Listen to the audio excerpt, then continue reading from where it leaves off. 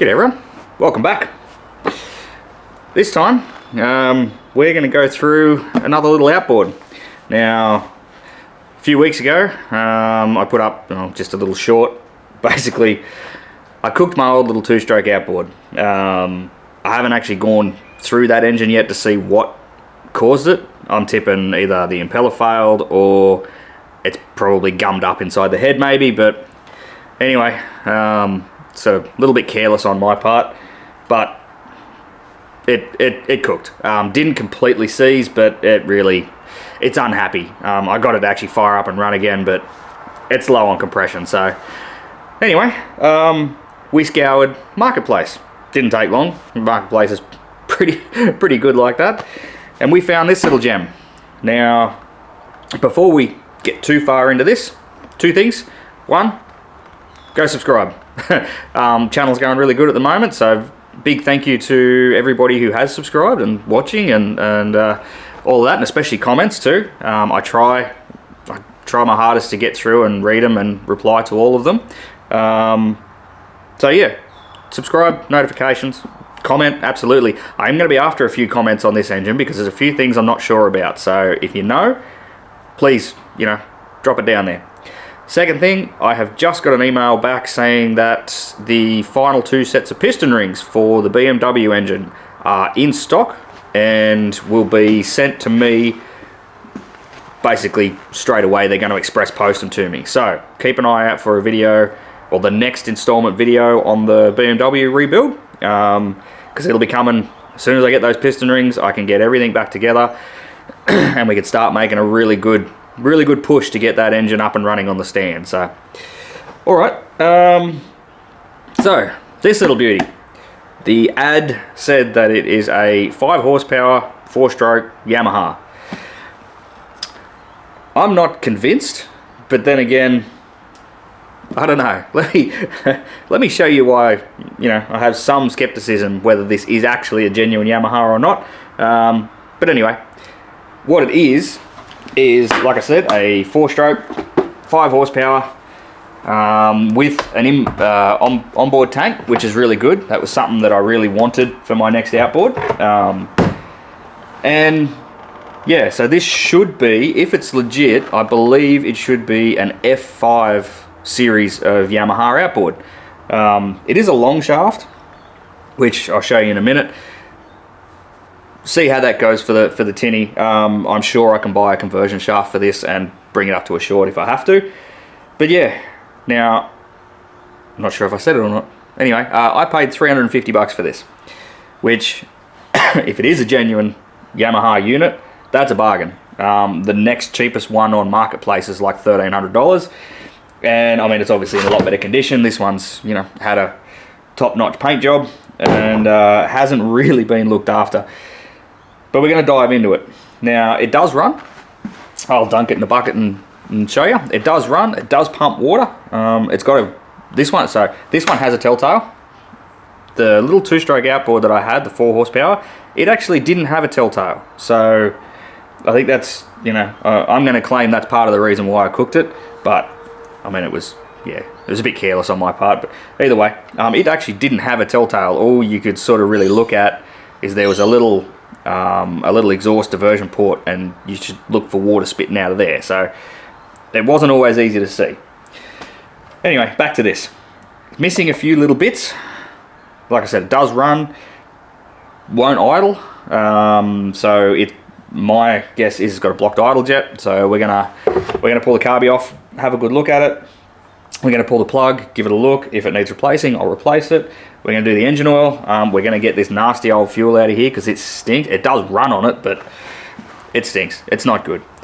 And the other thing we're going to do is I'm going to pop the leg apart because there seems to be an awful lot of oil running or coming out from around where the water comes on. So this you can actually put little earmuffs on. There seems to be an awful lot of oil coming out of there. And I'm thinking that it's coming back up through the drive shaft. So coming like it's gearbox oil coming up. All right, that's enough of that. I'm out of breath. Let's get to work on it. First things first. I suppose first things first. I'll get a bucket and we'll fire it up and I'll show you what it's doing, and then we can set to work on fixing. Alrighty, so we got, well, you might not be able to see it, but there's a bucket of water, or drum of water down there. Yeah, so I had this thing running when I picked it up. That was last weekend, so yeah, it's been 7 days since I fired it up. So we'll see what happens. I got a choke on that side, which, where's the choke lever? Oh yeah, there, that moves. Set it about there. Although, what do we got? I don't know, there's a whole heap of instructions on the side. Anyway, we'll see what happens. We're out of gear. Let's see how many pulls it takes. And the fuel is on.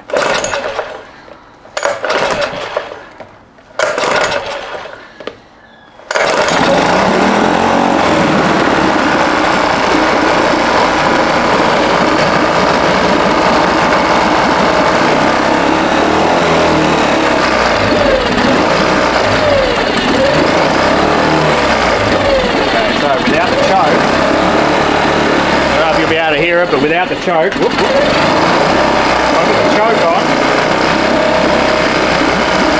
It'll sit there and run more or less. Fine, we've got good water coming out.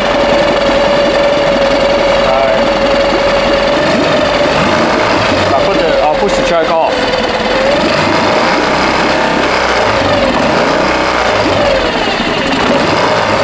Me keeping it running with throttle. So that's very classic blocked idle jet. If it runs with the choke on, but won't run, runs with the choke on but won't run with the choke off, then it'll have a blocked idle jet. So that's what we're going to do. I mean, well, I don't know, I wasn't even counting, 6 pulls, something like that. It's also, I don't know if it shows up on camera, but it's also pretty rattly up in the top end. So we're going to do a valve adjustment as well. I think first things first, carburetor is going to come off, and then I'm going to see if I can get this grab handle off and hopefully get this case. You should be able to get that case out of the way. It'll make it easier to get to the plug, easier to get to the valves, easier all round. So actually, before I do that, let me give you a little bit of a look of why I'm not entirely convinced on what this is. So like I said, it was sold as a Yamaha, and it has Yamaha there. That's it. Oh sorry, no, that's not it. And the spark plug, it's a Yamaha spark plug boot. That's about all I can see on it. There's no placards on either of the transom mounts. There's really not much else. Down, where we got? Down in the, under the carby, under there, there's a mark on the top of the cylinder head. And I don't know whether you'll see, oh, there we go. So, I think it's 870 with 2 zeros under it, and a 1 on top, I think. 1-1. But, like I said, that's about it. It's got a, what I believe, like a quality control sticker somewhere there. That's not a serial number or anything. I typed that into Google, it didn't come up. So, I don't know. It's, like I said, looking on the internet, it looks like a Yamaha, but then the top lid looks slightly different than what the current, the lid looks slightly different to what the current Yamaha shape is. Like, only just. So, what I did find, which was a little annoying in my research, was that there's a lot of companies that do Yamaha copies, which is not that surprising, but they're really good copies. So I'm wondering if I haven't just managed to jag myself a Yamaha copy. Anyway, doesn't really matter. I mean, I'd like it to be genuine, just so that, it's a better quality unit. It's not the end of the world if it's not. I just thought, yeah, if anyone out there knows their Yamaha is really good, and like I couldn't even find anywhere on it that said 5 horsepower or anything like that. So yeah, like I said, if there's anyone out there that knows their Yamaha outboards really well, there's the rest of the leg, let me know. Definitely leave a comment. I'll show you the actual bottom once we get it sorted. 3-blade prop. Anyway, we'll see. I I'd like it to be genuine, but I also need to know what year it is so I can order some parts if I ever need them. Anyway, alright, first step, carburetor. So we got, what do we got? Bolt in there, and I'm tipping there's another one up under there, air filter off, or air screen off, and then we'll get that sorted. Carburetor's off. This container was nice and clean, so I just want to see what sort of fuel comes out. The gasket survived alright on the intake pipe, so, but I did snap the fuel line. All the fuel lines are really hard and brittle, so they'll be getting replaced when it goes back together right now. So let's see what sort of condition the bowl's in. Wait, come here.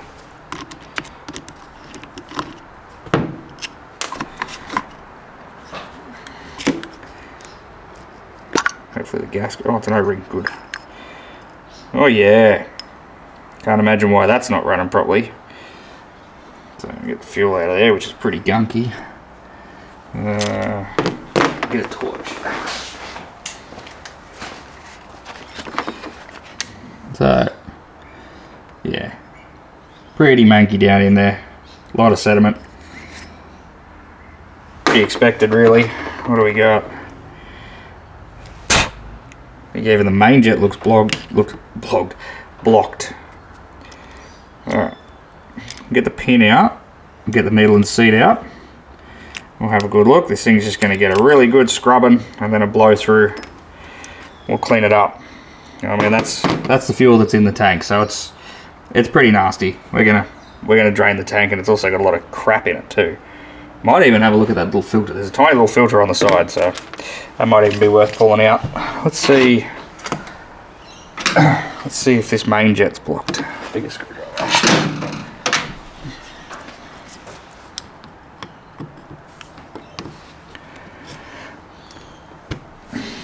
Come out all right.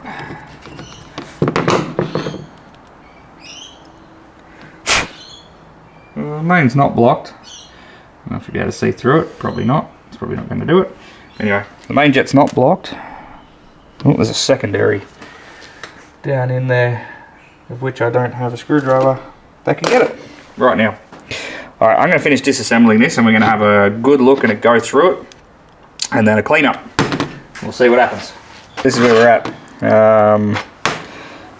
This actually has 2 emulsion tubes on it, which is a bit interesting. There's a couple of little blockages in this one, so we'll go through and clean it up. This one, that was the one that was sitting down there, and then that little rubber plug was over the top of it. So, not entirely sure. It must get its fuel feed from this one.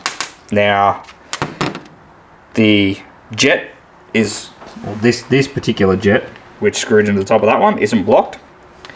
But this little emulsion tube was under it. And that tacker is blocked. You definitely won't be able to see it, but it is. So, one of the best ways I've found, I do have jetting drills as well, but sometimes they're a bit harsh, and you can actually end up removing material when you didn't want to. These are tip cleaners for oxyacetylene torches, and I've found they work really, really well. If they're small enough. This one's not going to be small enough, is it? Of course not. Well, really, really well sometimes. If the jets are small enough, you can just poke them through. They're quite sort of stiff wire. And they've got a little bit of, what would you call it? Just a little bit of abrasive on the side. So it sort of works really well for going through and just cleaning the jets up without really removing any material. So, like I said, that one's not blocked, but that doesn't mean it's as big as it should be. Too big, too big. Oh, there we go. Oh, come on, Butterfingers. There we go. So yeah, you just run them in there and just give them a clean. That's fine. They still need an actual, I'll get a little bucket of petrol here and give them all a wash in that. I'm going to have to find something smaller to get into that one. So, but that one's going to get done as well. Then we're going to go through and just basically push, dribble some fuel in there, and then just compressed air and blow it all out, blow out all the passageways, give that a really good scrub and a clean out, put it all back together and put it on and see if it runs any better. Alright, so we're almost back together. I got all the jets cleaned and back in, needle and seat, no worries. Thought I'd show this though, so I ended up popping the plate off the top. I thought it might have been maybe a secondary fuel pump or something like that, but it's not. It's the bowl vent. So I think because this outboard is designed to be able to be laid on its side, carburetor sits on its side and the bowl can't just drain away. So whereas like a normal bowl vent will be on the end somewhere, and you know, if it moves ever so slightly it can tip out. This one's actually got like a little labyrinth passageway where it's got to come out and then along and then down. So if you lay it, and I'm assuming if you lay it on its back, would that be on its back? How's the carburetor sit? Sits that way. Yeah, it sits that way. So yeah, so if you lay it on its directly onto its back, the fuel wouldn't actually run out. So anyway, cool. Now this is, I don't know if this will help or not, but this is a, where are we? Oh, torch is about flat. It's a Nikkei branded carburetor, so N-I-K-K-I. If that's the factory brand of carburetor for Yamaha, brilliant. If it's not, well, we'll go from there. But anyway, it's just another piece of the puzzle. I thought if anybody knows if that is the factory brand, we'll go from there. Alright, I'm going to put the rest of this back on and put it back together. Oh, down in here too, in this little orifice here, all of those little ports were blocked. And they are actually the transfer ports for the butterfly. So when you're closed, you're at idle, but if you crack it ever so slightly, you may not have enough vacuum to actually pull the fuel, although there's still quite a lot of vacuum at idle. What it does is there's tiny little ports in there, and those get uncovered little by little as you go. They're up in there, they get uncovered by the butterfly, and that just allows for staged enrichment. Gives you a better, sort of smoother throttle at the low end. And there's also 2 breather ports up here which were completely blocked. There was a lot. Basically every passageway on the carburetor was blocked. So I'm surprised it actually ran. Anyway, back together and put it back on the motor and see what it does. Alrighty, so I was looking at it and I think, well, I've already pulled a little bit off. Got the spark plug out and it's pretty heavily sooted. Come on, focus. New camera, and I'm not overly impressed with the autofocus on it. Come on, do it. There we go. So it's pretty heavily carboned up and it's unhappy. It's also got a really big gap. I'm just going to throw a new one in. They're like $10. I'm not worried about it. I might clean that one up and keep it as a spare in the boat. It obviously works, but yeah, I'm going to get this back handle off. It was just some bolts on the side. We'll get the back handle off. I'm going to get the fuel tank off because there's really not much point putting a nice clean carburetor back on when I know this tank's full of junk.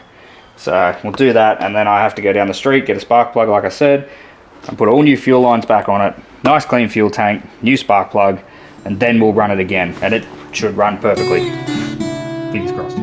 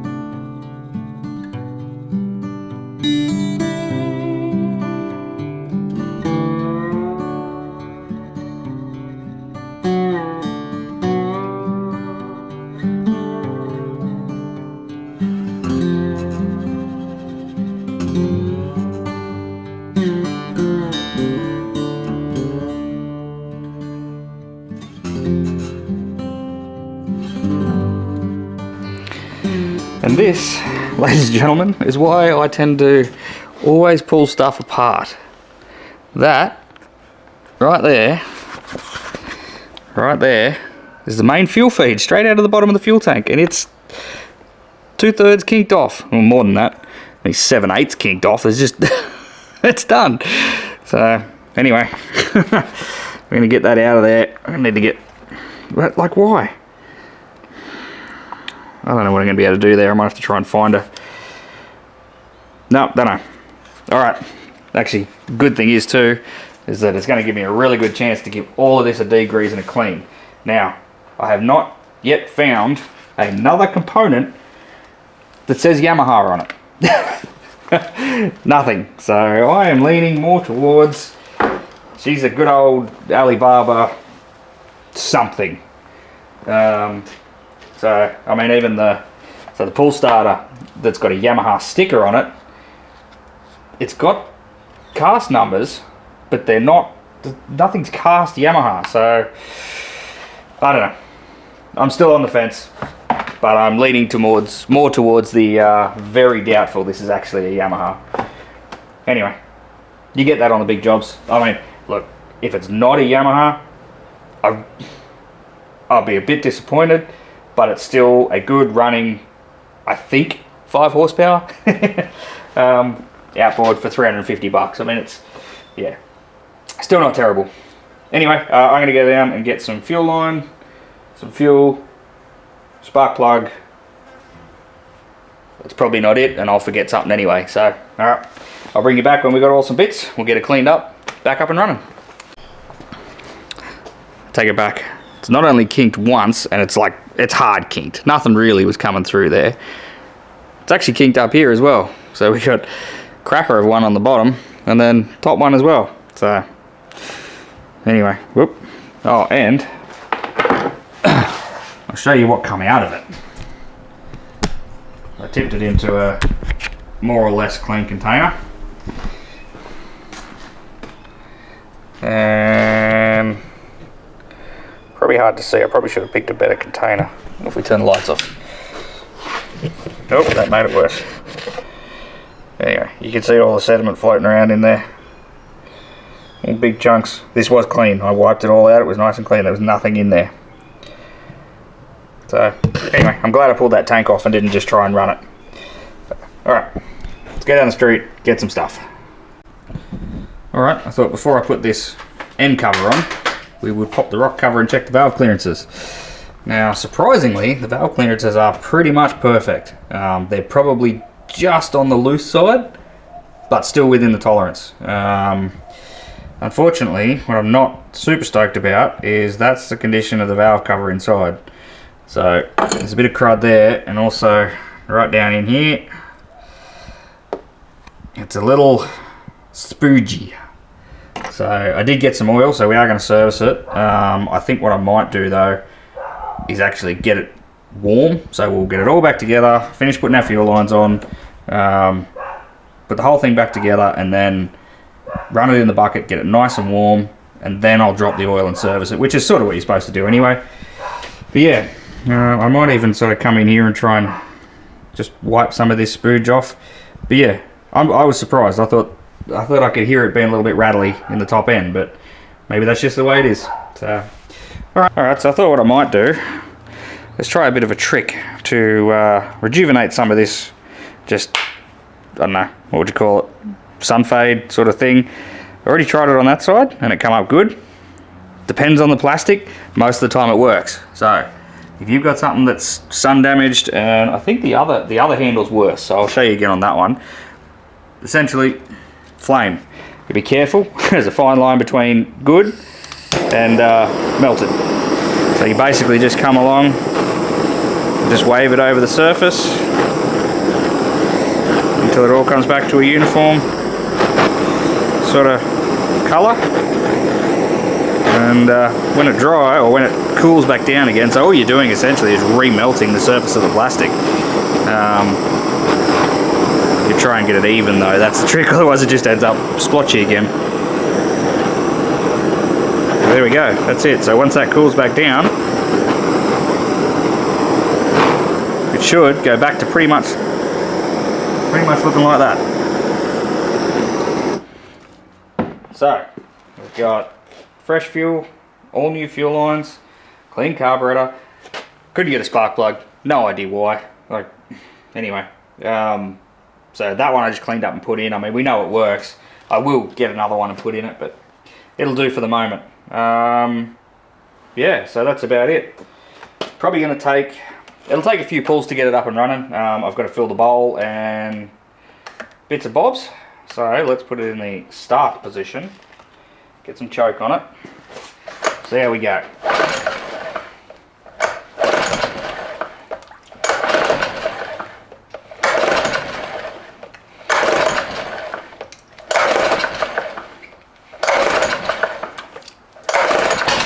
Oops, there we go. Let's drop the choke off and see what it does. Still wants choke. Fair enough.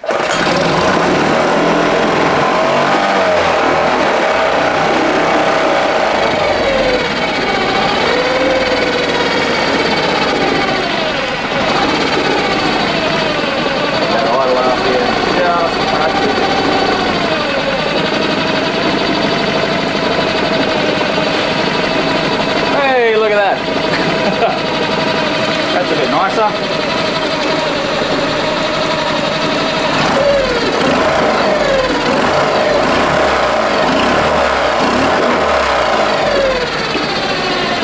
Like a cold rev, she'll idle any lower. That's in.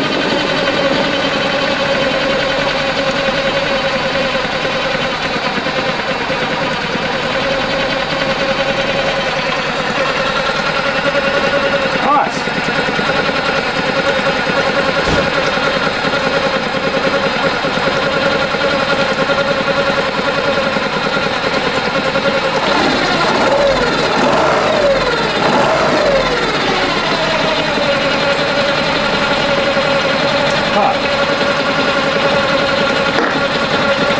Just noticed something.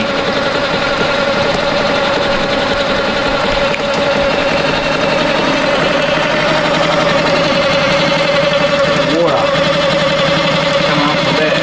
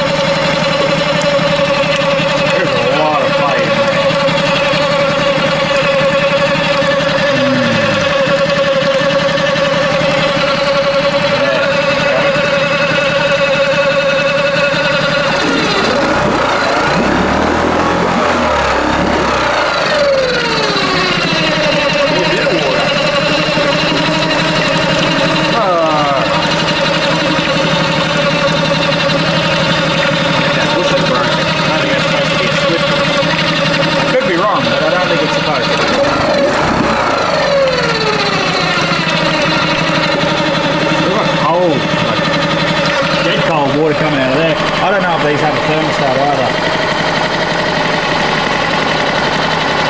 I mean, the engine's still basically cold. A tiny bit of warmth in the cylinder head, but more or less it's cold. Idling pretty nice now.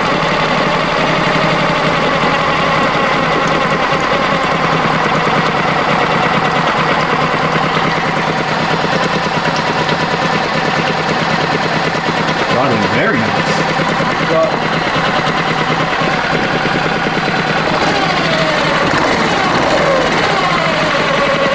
Turns to idle good. I think the idle mixture screw is pretty good. There's an idle mixture adjustment. So right up in there, that screw. I mean, that's idle probably lower than it should from factory. Cutting it up a little bit. Not clean, sorry.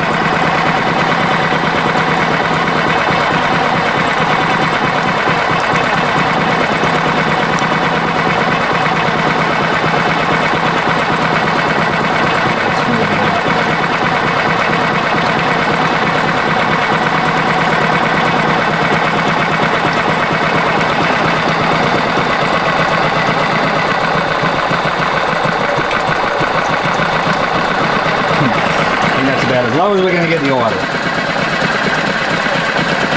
Alright. Well, I don't think there's much point mucking around with the power head anymore, except we will service it. We'll drop the oil out, put some fresh oil, and then we'll put the whole thing back together. And then that leg's coming off because I don't like what's going in there. Does the stop button work? Hey, stop button even works.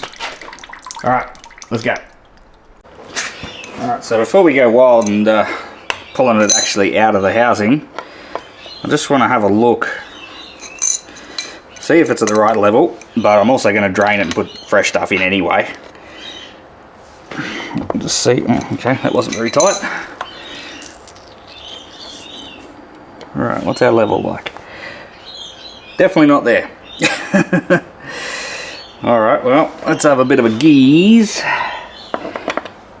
Let's see if there's any in it, I guess. There's oil in it, but, I mean, it might as well be tar. I mean, it smells like gear oil, but that's not ideal. Alright, well, I'm glad I popped that and had a look, because that's pretty nasty. We're going to change that.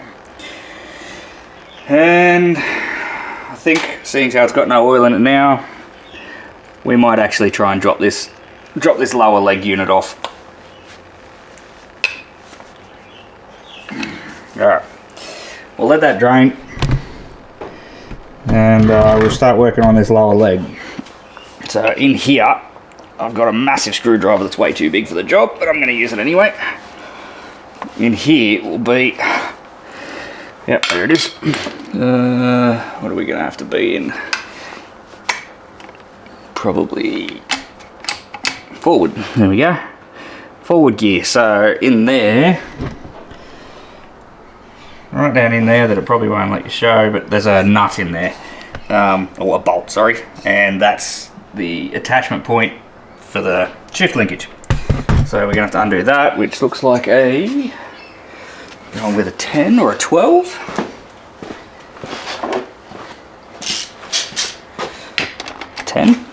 Sweet. So, oh, that's tight. We can undo that. We sort of take note of it, that it's, oh, actually, sorry, it's got a stop on it, so that's good. So we're gonna have to, yep, okay. Now we need the leg bolts. What ones are we talking there? One there, one there, one there. Okay. Excuse my head if it was in the camera, sorry. One there. Oh, that's not very tight at all.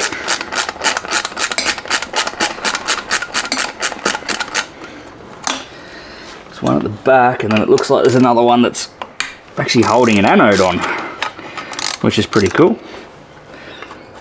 Not that it's holding the anode, it's pretty cool. A little outboard like this actually has an anode. So, one bolt.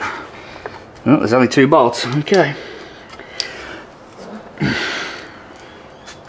Oh, that oil's nasty. Okay.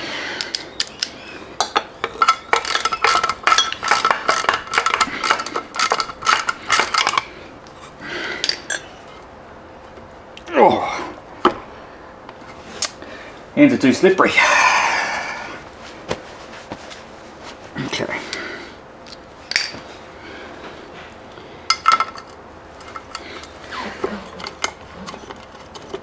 Now, under this will actually be the impeller too, so we'll have a look at that while we're here. Be mad not to.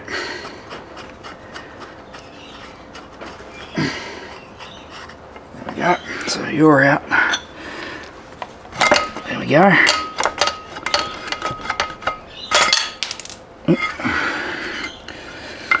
Okay.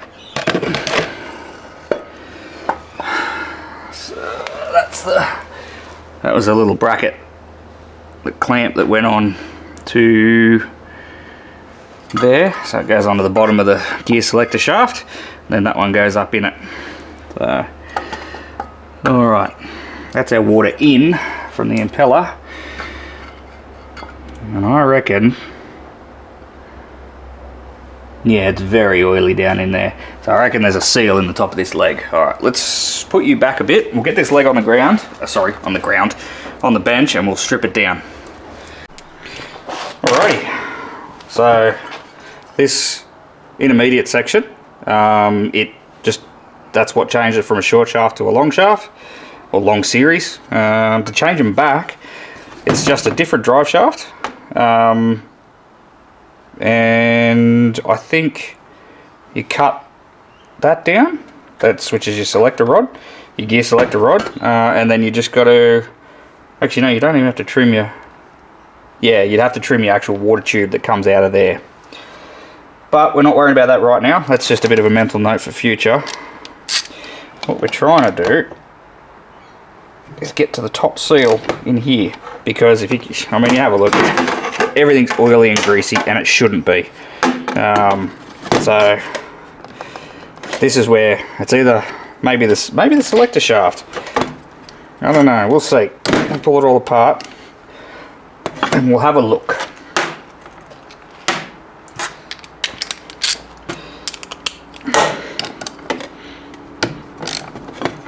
Like I said, it'll give us a good little opportunity to just inspect the impeller as well, which I don't have any issues with it. I think it's going to be just fine, but this is why we check. And it gets deeper as it always does. So the impeller looks in really good nick. It's still nice and flexible. Really nothing wrong with that at all. I'll pull it out and just give it a wipe and a clean. That's the plate that it runs on. Sometimes these plates can wear. There's nothing to speak of, but that's the pickup through that hole there. Holy begunge on that side. And although, you know, I said, oh yeah, no, the water pickup's going really good, this is what is under the pickup. So this is all just sand and crap that's been sucked up through the water pickups there, and is that one too? I don't know. In through there. So brings water up in through there, and then out that hole there, and then straight up into the engine. So I mean, that's fine. It was still sucking water, but it's not ideal that this is full of stuff. So we're going to finish doing that, and then I'm still trying to figure out how to get this top plate off so I can inspect the seal. There should be a seal under here, in this housing here, which seals this shaft. Also, it could be, I guess, that boot could be leaking, which could be another way that the oil's getting through. Anyway, I'm still mucking with it. I might even pull this prop off, I think. It's starting to get in my way. Alright, there we go. Picked it. So, water comes in here, out here. Sorry, is that right? I'll make sure I got that right before I say it out loud.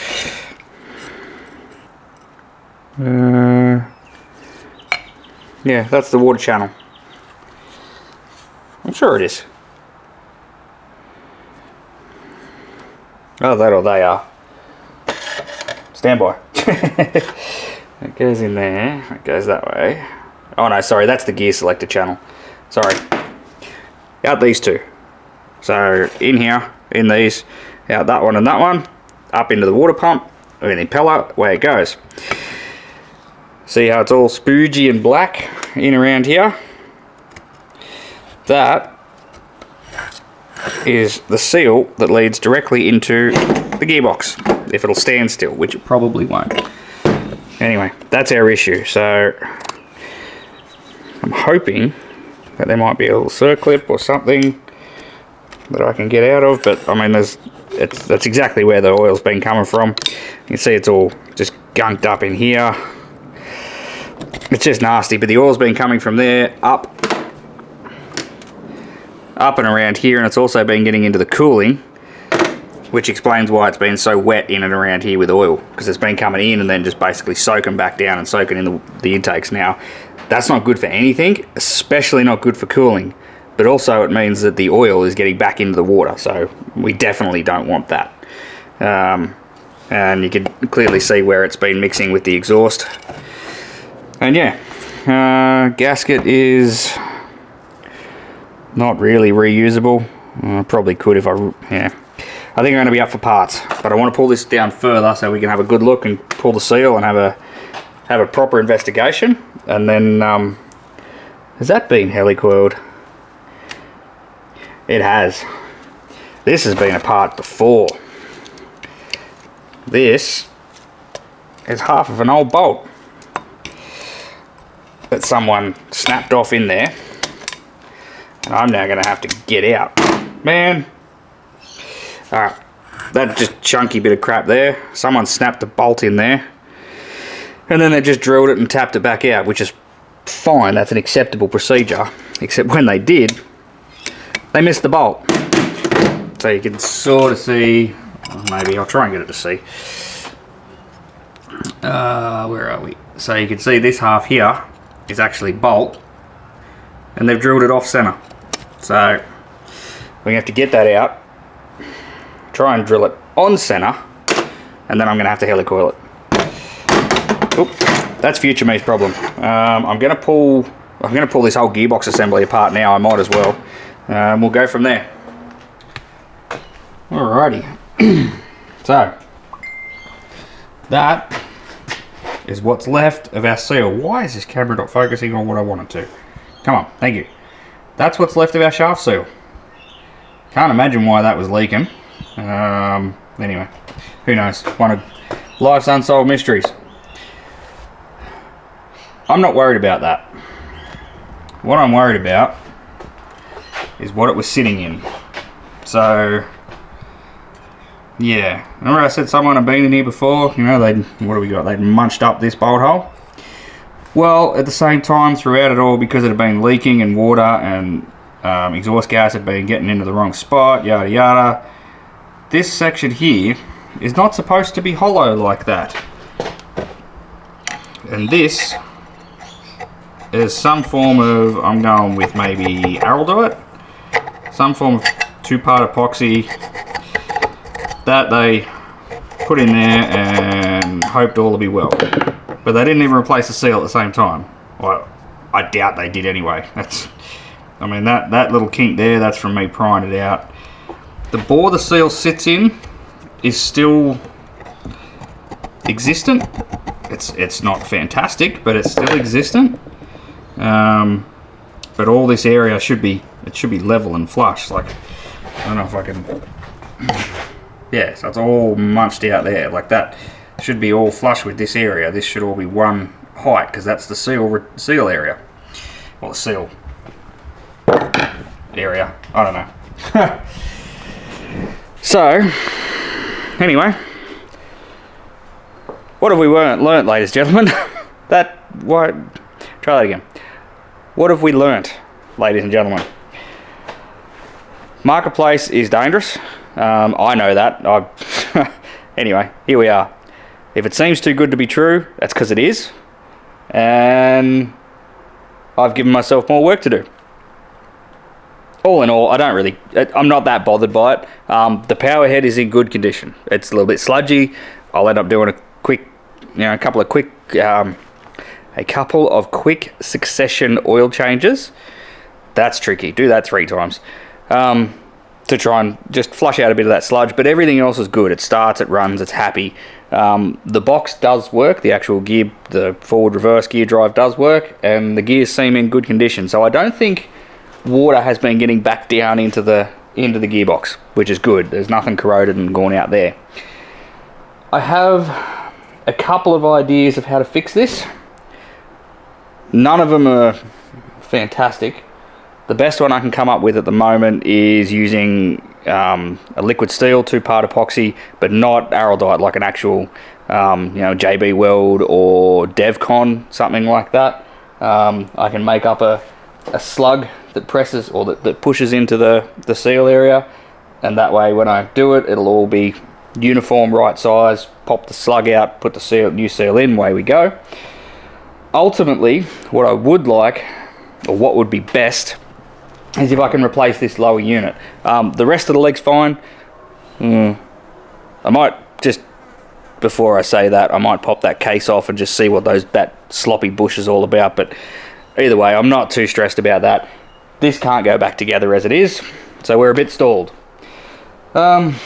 Which means that basically we're going to leave it there. This is not the ending I was hoping for this video. I was hoping to get it on the tinny and actually go for a blast, but it doesn't happen. So anyway, like I said at the start, if there's anybody who is you know, well versed in Yamahas, I'm not. And I mean, if you've got a Yamaha 5 horsepower 4-stroke, have a look, give it a compare, see if that's actually what I've got. I'm still on the fence. I don't know. I'm not convinced that it's a full, you know, eBay special or Alibaba special, if you will. It just seems too well made for that. You know, you can tell those sorts of things. But then again, there is nothing on there apart from the spark plug boot and one sticker that says Yamaha. So, you know, we'll see. But anyway, actually, if anybody has any parts out there, if you have a leg that, you know, you're happy to part with, let me know how much you want for it. See how we go. You can send me an email. My email is harpersboatshed@gmail.com. Please send me an email, get in contact, and yeah, if you've got some parts, lower leg, prop, even if it's a short shaft, happy to convert it, and we'll go from there. Anyway, like I said, I'm a little bit disappointed. It's not the end of the world, and there will be a second part on this. We'll get it all back together and we'll go for a burnout in the tinny, but that will have to wait for a later date. So, alright, if you haven't already, subscribe, notifications, everything. Like I said, BMW is coming up very soon as I get these piston rings. Fingers crossed next week, which will be a couple of weeks for you guys. Most of these videos happen about 2 weeks or 2 weekends prior to what you see them, so it's about what I'm running. Yeah, anyway, but still, if you have parts, let me know, because I probably won't have this fixed in time. Okay, that's enough of that. I'm going to have a beer, sit down, maybe get on Marketplace, see what I can find. That worked out well for me last time. Alright, stay safe everyone, and we'll catch you on the next one.